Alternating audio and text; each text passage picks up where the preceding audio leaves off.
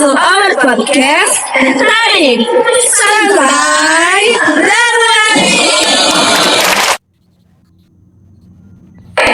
Nah teman-teman, kali ini kita akan membahas suatu topik yang sangat menarik nih. Wah, topik apa yang sangat menarik itu? Nah, kali ini kita akan banyak memperbincangkan mengenai pengharapan Mesias dalam kitab-kitab sejarah Yunani. Oh, sangat menarik topik itu ya teman-teman. Namun, topik itu siapa yang akan membawakan materi-materi mengenai topik yang akan kita bahas yang menarik pada saat ini. Nah, tentunya dengan topik yang menarik, maka narasumber yang akan kita hadirkan pun tidak akan kalah menarik ya teman-teman.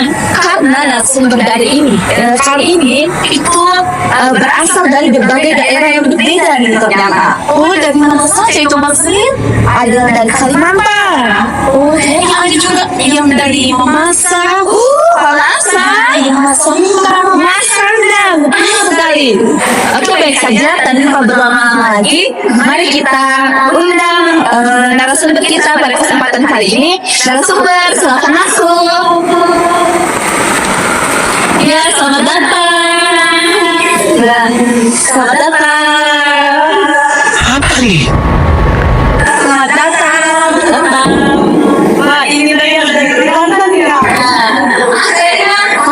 Masih kurang satu lagi nih guys. Satunya kemana ya?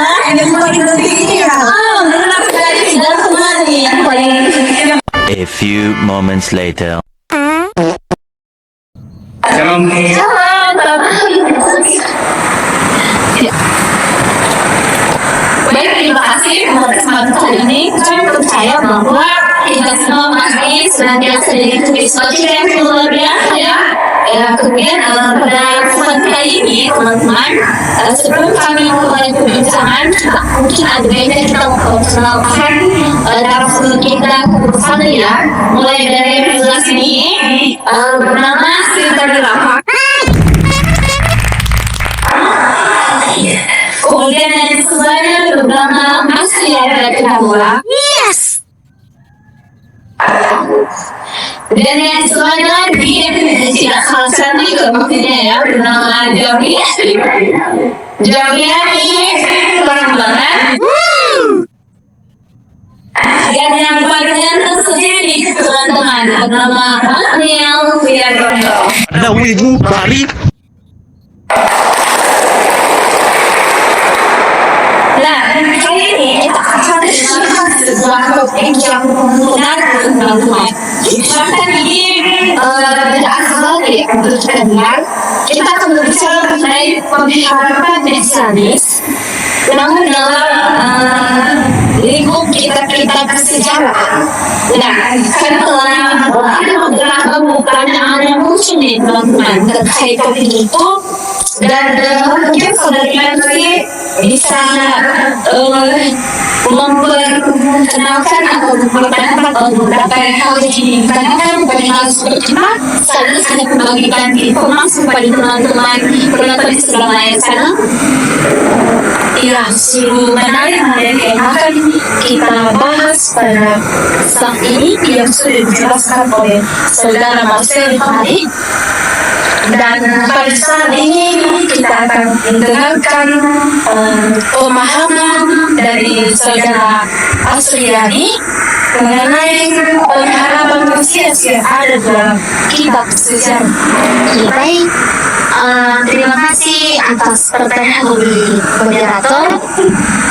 Saya kira kalau kita berbicara mengenai pengharapan Mesias di kitab-kitab sejarah, salah satu hal yang perlu kita pahami dari materi tersebut adalah bagaimana konsep atau bagaimana pemahaman bangsa Israel di kitab sejarah mengenai Mesias.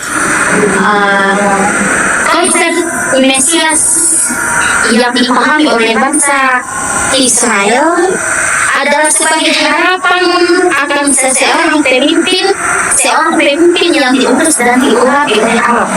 Sebagaimana istilah Mesias dalam bahasa Ibrani sendiri adalah Nabi Kudus. Berarti Mesias dalam pandangannya orang Israel adalah seorang yang memimpin, yang diutus oleh Allah untuk memulihkan dan membebaskan bangsa Israel dari segala penindasan, dari segala kesulitan dan penderitaan. Pengharapan ini muncul dan berkembang dalam berbagai periode sejarah Israel, terutama ketika mereka menghadapi berbagai penderitaan, krisis kepemimpinan atau penjajahan oleh bangsa-bangsa asing. Nah, beberapa pandangan orang Israel mengenai Mesias ini, yang pertama bahwa Mesias itu adalah pemimpin yang dipanggil Allah. Mesias dipahami sebagai raja atau pemimpin yang dipilih dan diurapi oleh Allah untuk memimpin dan membebaskan umatnya. Yang kedua, bahwa orang Israel memahami Mesias ini sebagai pembawa perdamaian dan juga keadilan. Sosok Mesias diharapkan membawa perdamaian dan keadilan, sebagaimana contoh dalam kitab-kitab sejarah, yaitu Raja Daud dan juga Raja Salomo di dalam kitab 1 Raja-Raja 2 ayat 45, yang menjadi tipe mesianis karena mereka itu memimpin Israel menuju stabilitas, kemakmuran dan juga keadilan. Yang ketiga, bangsa Israel memahami Mesias itu sebagai janji Daud terhadap kerajaannya Daud. Janji Tuhan kepada Daud bisa kita lihat dalam 2 Samuel ayat 7. 2 Samuel pasal 7 ayat 12 sampai 13 sering dianggap sebagai nubuat tentang Mesianis, di mana Allah berjanji bahwa keturunan Daud akan memiliki kerajaan yang kekal yang merupakan dasar dari pengharapan Mesianis Israel. Selanjutnya, bahwa konsep Mesianis yang dipahami oleh bangsa Israel yaitu pemulihan bangsa Israel sendiri dari kehancuran. Sebagaimana yang saya katakan tadi, bahwa Mesianis itu untuk memimpin bangsa, untuk mengeluarkan mereka dari segala penindasan, bahwa Mesianis yang dipahami oleh bangsa Israel untuk memulihkan mereka dari segala penderitaan, krisis kepemimpinan dan sebagainya. Dan yang kelima adalah harapan akan pembebasan dari musuh. Harapan Mesias sering muncul saat Israel berada di bawah penindasan atau musuh. Mesias dianggap sebagai tokoh yang akan membebaskan umat dari musuhnya dan menegakkan pemerintahan Allah yang benar di bumi. Mungkin itu saja yang bisa saya katakan mengenai konsep bagaimana bangsa Israel ini memahami Mesias dan khusus ketika kita. Ini bisa saja dari saya. Menarik materi yang telah dibawakan oleh saudara Afrian pada saat ini mengenai konsep Mesias yang dipahami dalam kitab sejarah. Nah, di sini saya mengambil kesimpulan bahwa Mesias adalah pemimpin yang diurapi oleh Allah. Kemudian Mesias adalah pembawa perdamaian dan juga keadilan. Dan kemudian Mesias juga ini adalah pemulihan untuk umat Allah. Dan yang terakhir yang saya ambil dari pemaparan materi dan dari saudara Asian pada saat ini adalah Mesias ini adalah harapan akan pembebasan dari musuh bangsa Israel. Yang sungguh menarik materi ini. Kalau begitu, sejak kapan istilah Mesias ini muncul? Atau dibicarakan di kalangan Israel? Terima kasih pertanyaan kepada saudara Minasi. Ketika kita berbicara bahwa kapan dimulainya Mesias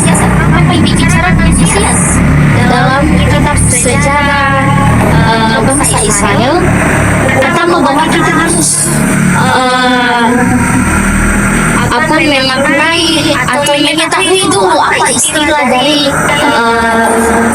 istilah sebenarnya dari Mesias ini.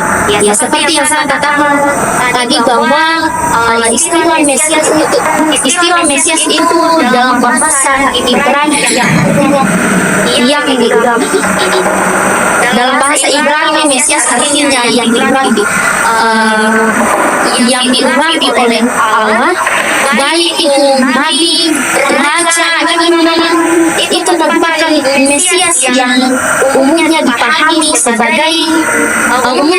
oleh bangsa Israel bahwa Mesias itu bahwa yang diurapi oleh Allah. Jadi ini termasuk raja, imam dan juga para nabi. Tetapi seiring berjalannya waktu, Mesias ini hanya difokuskan oleh keturunan Daud sebagaimana dikatakan dalam dua Khawarij tentang satu Khawarij tentang nubuatan mengenai keturunan dari Daud bahwa dia yang akan memotong raja. Jadi istilah Mesias ini sebenarnya sudah ada. Ini kita itu dari pengertian sebenarnya bahwa Mesias ini adalah yang diurapi, jadi yang termasuk itu satupun yang diurapi oleh Allah untuk memimpin itu yang disebut dengan Mesias. Tetapi seiring berjalannya waktu, Mesias ini kembali difokuskan hanya kepada keturunan Daud bahwa dari keturunan Daud itulah yang akan menjadi orang yang akan memimpin. Itu saja dari saya. Ya baik, mengenai materi yang membawa keaslian, mengenai pemahaman Mesias yang ada dalam perjanjian lama, kemudian kapan istilah Mesias itu muncul di kalangan Israel. Ya, pada saat ini kita akan bahas materi yang sangat menarik dan tentunya dibawakan oleh pemateri yang sangat cantik. Ya, pada saat ini saya persilakan kepada saudara Yani. Pada saat ini kita akan membahas mengenai tokoh-tokoh dalam kitab sejarah yang menjadi simbol atau bayangan mengenai Mesias itu sendiri. Ya, terima kasih atas perhatiannya. Ya, pada saat ini kita akan membahas beberapa tokoh yang berperan sebagai simbol atau bayangan dari seorang Mesias yang akan datang dalam kitab sejarah. Yang pertama ialah Yosua. Yang mana Yosua ini menjadi simbol pemimpin yang menuntun umat Israel masuk ke tanah perjanjian setelah perjalanan panjang di padang gurun. Nama Yosua ini sendiri berarti ialah Tuhan, artinya keselamatan, dan perannya sebagai pemimpin militer serta rohani menggambarkan sosok yang memimpin umat Tuhan menuju kehidupan baru dan pembebasan dari musuh-musuh mereka. Kemudian yang kedua, Hakim-Hakim. Pada kitab Hakim-Hakim ini ada juga beberapa tokoh seperti Gideon, Simpson, dan Deborah yang bertindak sebagai penyelamat yang diutus Tuhan untuk membebaskan Israel dari penindasan musuh-musuhnya.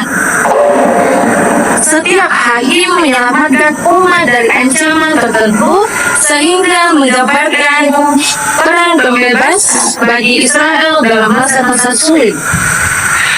Kemudian tokoh yang ketiga ialah Daud. Dalam kitab 1 dan 2 Samuel ini bahwa Raja Daud yang dipilih Tuhan untuk menggantikan Saul menjadi simbol raja ideal yang diurapi oleh Tuhan dan menunjukkan karakter seorang gembala bagi bangsa Israel.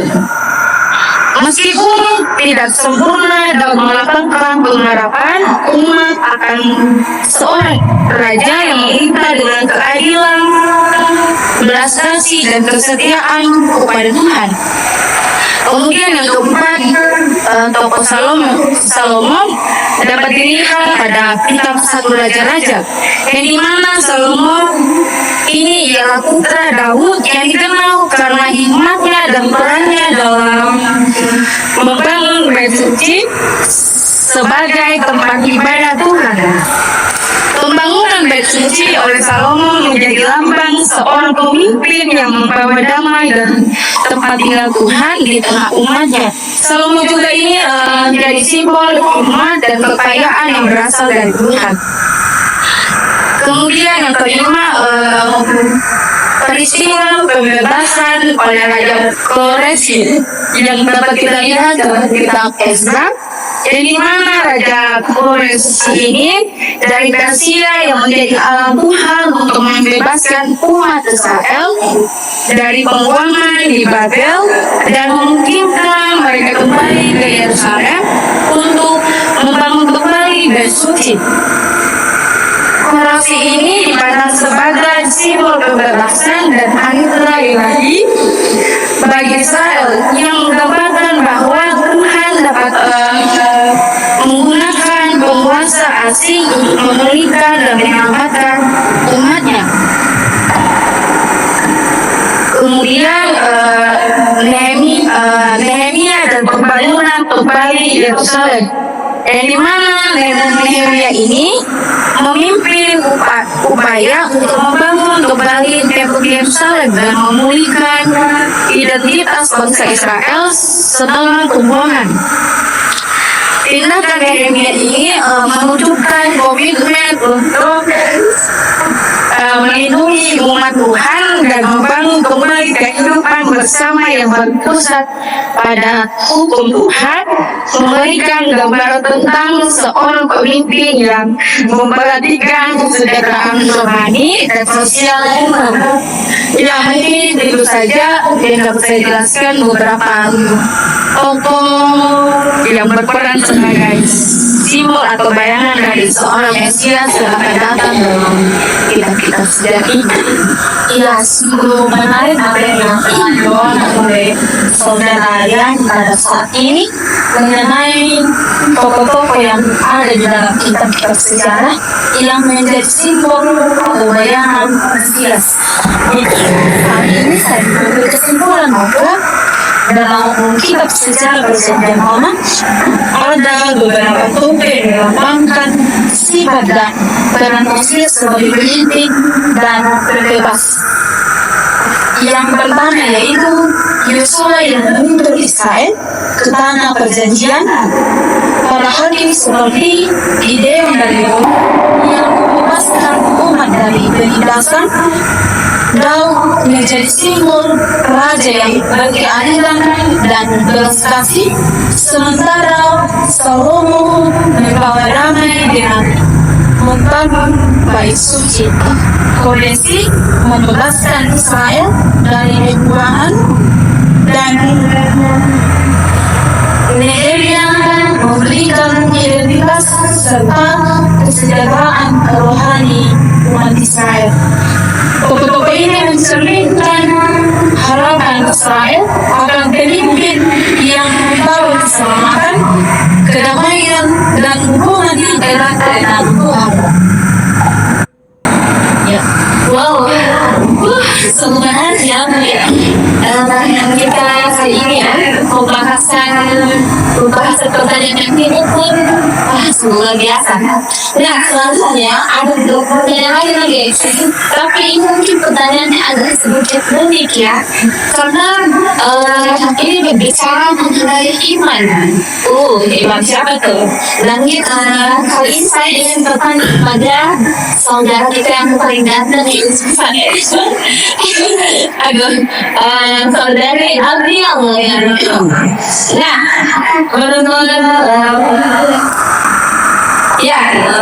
menurut saudara Abiel, bagaimana sih harapan mesianis dalam kitab-kitab sejarah itu mempengaruhi iman dan kehidupan bangsa Israel pada saat itu? Soal menurut saudara itu bagaimana? Iya, terima kasih atas pertanyaannya. Berbicara soal bagaimana pengharapan Mesianis terhadap bagaimana dengan pengharapan Mesianis terhadap iman bangsa Israel? Perkembangan iman bangsa Israel. Nah, yang pertama itu bagaimana peningkatan iman pada janji Tuhan. Ketika bangsa Israel jatuh dalam kegelapan, atau ketika bangsa Israel dikuasai oleh bangsa-bangsa lain, seperti yang dikatakan saudara Stephen bahwa Mesianis ini kan bagaimana orang yang diurapi yang akan memimpin atau memerintah bangsa Israel untuk keluar dari beberapa permasalahan yang terjadi pada saat ini. Nah, kemudian di situ pengharapan Mesianis seberapa besar bagi perkembangan iman mereka, di mana mereka tidak meninggalkan Tuhan. Walaupun pada kenyataannya bangsa Israel seringkali memberontak kepada Tuhan dan lain sebagainya, namun mereka tidak sepenuhnya lari daripada Tuhan. Tetapi ketika bangsa Israel jatuh dalam misalnya mereka ketika mengalami penindasan, di situ bangsa Israel terus mengingat atau mengharapkan bahwa akan ada seorang pemimpin yang akan memimpin kita keluar dari pada ini. Terbukti ketika Allah memberikan hakim-hakim, memerintahkan hakim-hakim, memberikan raja bagi mereka, di situ iman Israel atau bangsa Israel terus mengalami harapan atau bagaimana iman mereka terus bertumbuh dalam peristiwa ya. Gitu. Ya, mungkin itu dari saya mengenai bagaimana pengharapan akan Mesianis mengaruhi perkembangan iman bangsa Israel pada saat itu. Ya, terima kasih. Unik sekali ya ternyata teman-teman, karena melalui ternyata bangsa Israel ini melalui pengharapan mereka terhadap kedatangan Mesias itu membuat iman mereka semakin kuat dan selalu ingat akan janji yang pernah diucapkan Allah bahwa Allah akan mendatangkan seorang Mesias dan seorang penyelamat untuk melepaskan mereka dari penindasan-penindasan yang mereka alami. Ya, oke. Nah, selanjutnya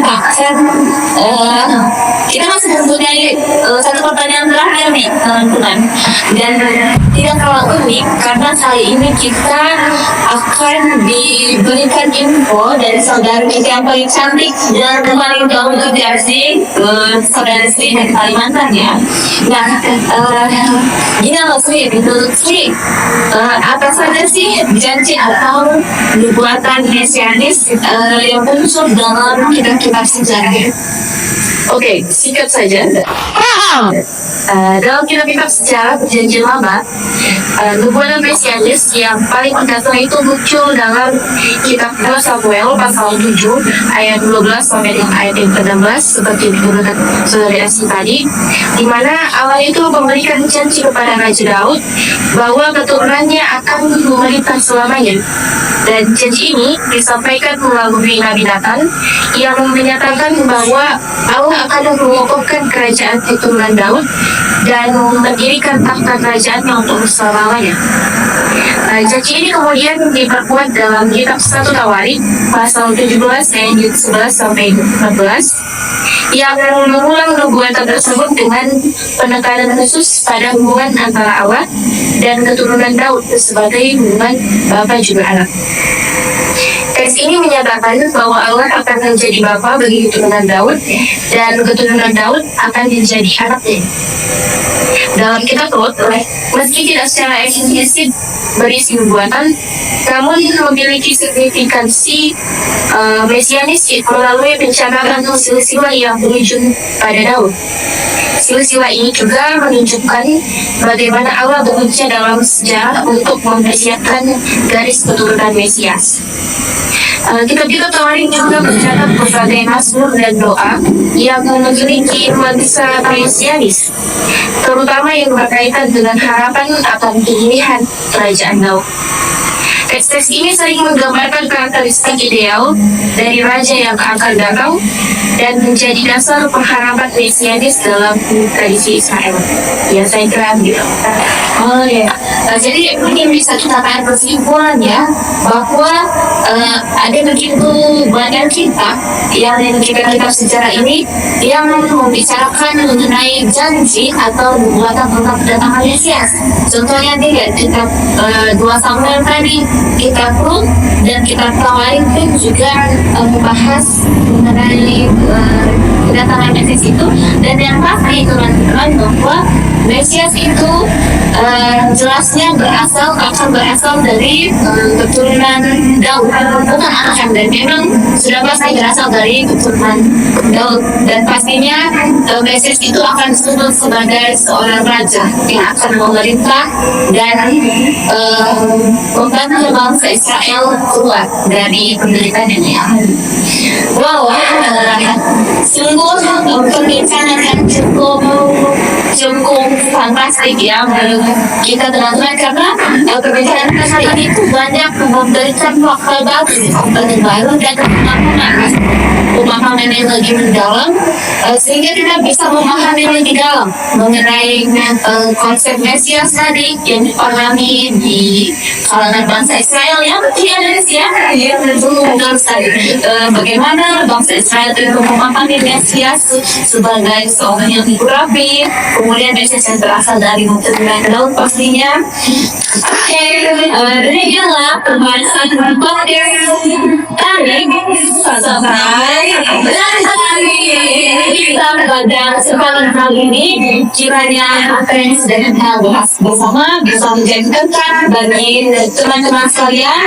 Juga mengucapkan banyak terima kasih kepada anak-anak kita dan